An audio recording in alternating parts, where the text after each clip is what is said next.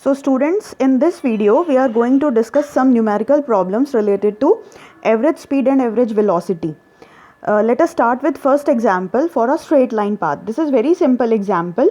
So let us start with this example, then we will switch to complicated problems. See, V average is speed average, average speed, and V vector average is average velocity. This concept of average we use generally for non-uniform motions.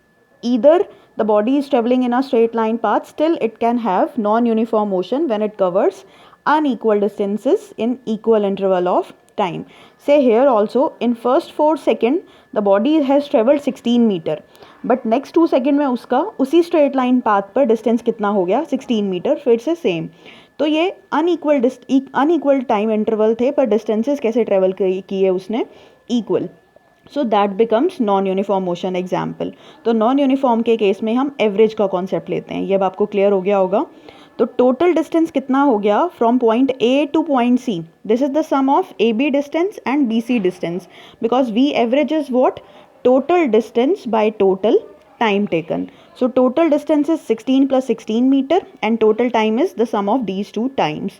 So we are having V average equals to 5.3 meter per second on putting these values. You can pause the video for a short while so as to get the values, how I have inserted the values in the formula.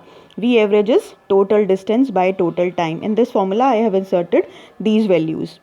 So since this is a straight line path, and in my last video I have discussed with you people that on a straight line path V and V vector becomes equal, and so is their average also.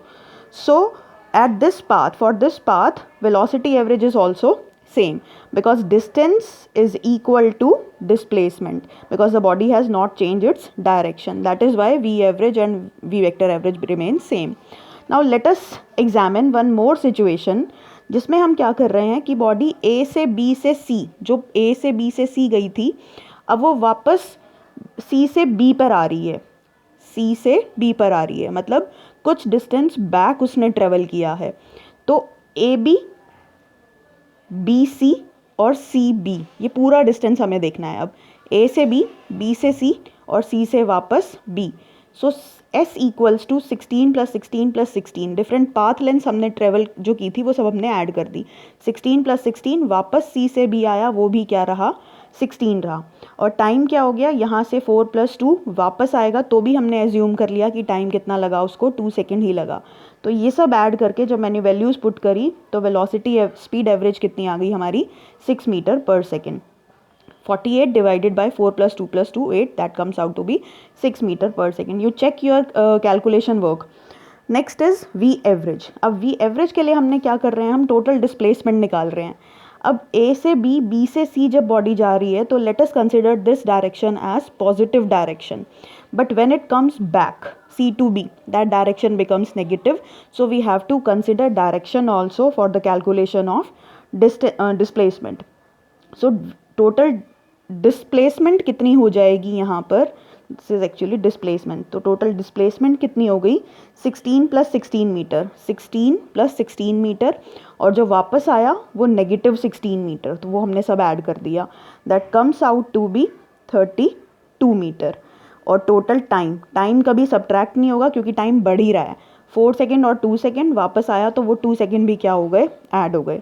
तो 4 plus 2 second, ये time आ गया आपका total 8 seconds. तो V vector average total displacement, V vector average is total displacement by total time. तो ये अब आपका क्या हो गया 32 मीटर डिवाइडेड बाय 8 सेकेंड. तो अब वो डिफरेंट आ गया. पहले जो 6 था, अब एवरेज वेलोसिटी कितनी आ गई 4 मीटर पर सेकेंड. स्टूडेंट्स, मैंने आपको लास्ट टाइम भी बताया था कि जो डिस्टेंस है वो हमेशा बड़ा होगा एज़ कम्पेयर टू डिस्प्लेसमेंट.